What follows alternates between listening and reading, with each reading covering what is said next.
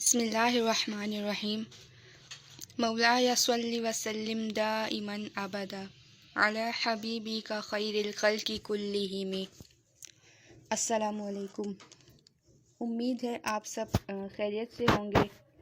آج کی جو ہماری کلاس ہے، جو لیکچر ہے، وہ بہت ہی اسپیشل ہے، کیونکہ آج کا جو لیکچر ہے وہ سارا کا سارا درود پاک پر ہے۔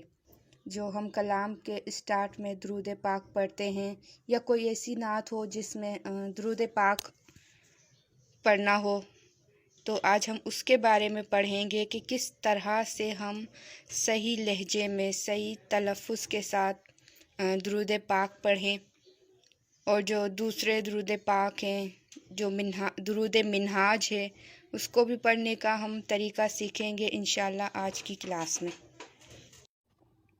اچھا، آج کا جو لیکچر ہے وہ ہمارے ایمان کو تازہ کرنے والا ہے، جو ہمیں حضور صلی اللہ علیہ وسلم سے جوڑنے والا ذکر ہے۔ وہ ذکر جو خدا خود بھی کر رہا ہے اور اپنے فرشتوں سے بھی کروا رہا ہے، اور ایمان والوں سے بھی فرما رہا ہے کہ اے ایمان والوں، تم بھی میرے مصطفیٰ صلی اللہ علیہ وسلم کا ذکر کرو۔ تو یہ کوئی عام ذکر نہیں ہے، کیونکہ یہ وہ ذکر ہے کہ خود اللہ بھی اس ذکر کو کر رہا ہے۔ اچھا، جو ہم درود پاک پڑھتے ہیں نعت کے شروع میں، ہر نعت کے شروع میں، تو اس کے پڑھنے میں اکثر غلطی یہ ہوتی ہے کہ اس کا تلفظ صحیح نہیں ہوتا، یا زبر زیر کی غلطی ہو جاتی ہے، پیش کی غلطی ہو جاتی ہے، یا لفظ ہی غلط پڑھ دیتے ہیں۔ جیسے سواد آتا ہے تو اس کو سین پڑھ دیا جاتا ہے۔ تو اس سب کی باریکی کو ہم آج دیکھیں گے آج کے لیکچر میں انشاءاللہ۔ اچھا، یہاں پہ آپ کو اسکرین پہ شو ہو رہا ہے سواد اور سین میں فرق، تو اس کو ہم پڑھ کے دیکھتے ہیں کہ کس طرح سے اس میں فرق ہو جاتا ہے۔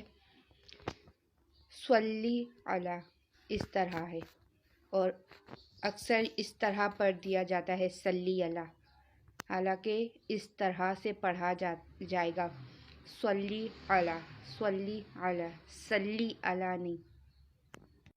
اب اس کو ہم ترنم میں اس طرح سے پڑھیں گے صلی علی۔ اب آپ خود اس میں فرق واضح محسوس کریں گے کہ صلی علی اور صلی علی میں کتنا فرق ہے۔ اچھا، ایک یہ بھی درود ہے کہ بعض اس طرح پڑھا جاتا ہے کہ صلی اللہ علیہ کا یا رسول اللہ، 2 دفعہ یا پڑھ دیا جاتا ہے، حالانکہ یا ایک دفعہ ہی آیا ہے، یا صلی اللہ علیہ کا یا رسول اللہ۔ تو اس میں 2 دفعہ یا نہیں پڑھنا چاہیے، بلکہ اس طرح سے پڑھنا چاہیے صلی اللہ علیہ کا یا رسول اللہ۔ اچھا، اب اس کی اگلی جو لائن ہے اس کو اس طرح پڑھ دیا جاتا ہے وسلم علیکا، اردو لہجے میں پڑھ دیا وسلم علیکا یا حبیب اللہ۔ تو اس کو اس طرح نہیں بلکہ اس طرح سے پڑھنا چاہیے وسلم علیکا یا حبیب اللہ۔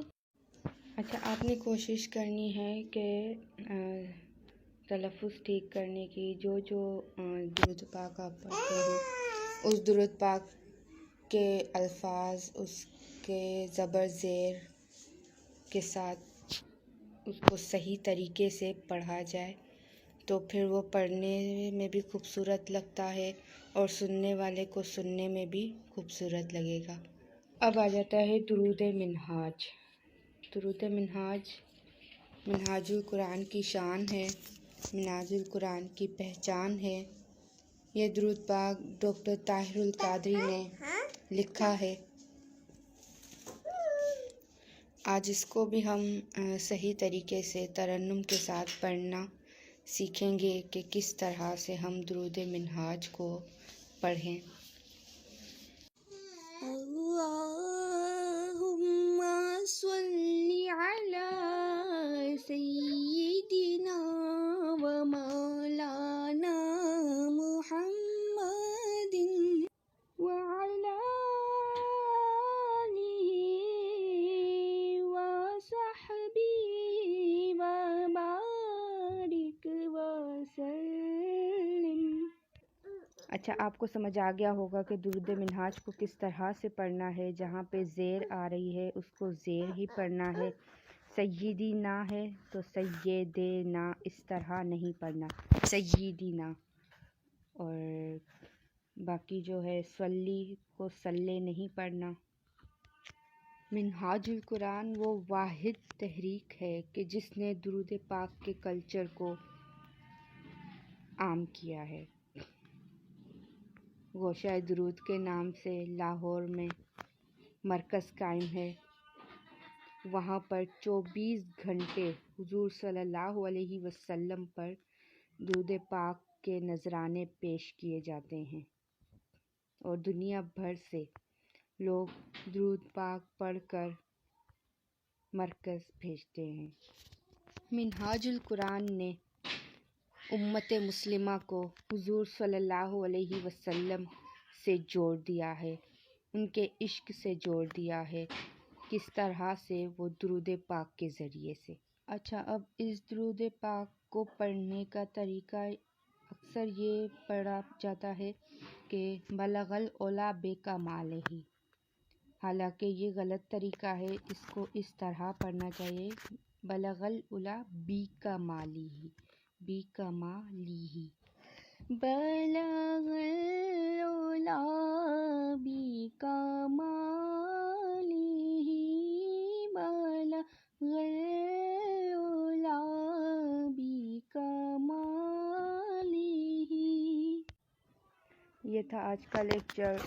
उम्मीद है आपको समझ आ गया होगा कि किस तरह से हमें ज़बर ज़ेर पेश और लफ्ज़ की गलती के बगैर दुरूद पाक पढ़ना है, क्योंकि एक गलती भी समझे मायना पूरा चेंज हो जाता है।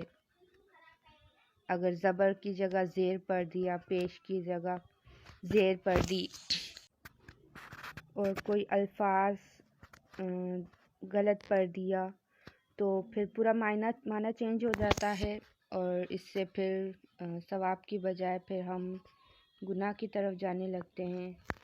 जिनको नहीं पता होता तो वो दूसरी बात है, लेकिन जिनको अगर पता है उसके बावजूद भी अगर गलती हो जाती है तो फिर उन्हें मतलब हमें चाहिए कि हम अपनी ये गलती दुरुस्त करें। उम्मीद है आपको आज का लेक्चर समझ आया होगा और पसंद भी आया होगा कि ये जो ज़िक्र है दुरूद पाक, ये कोई आम ज़िक्र नहीं है। हम इसको आम समझ लेते हैं, लेकिन ये बहुत ही ख़ास है।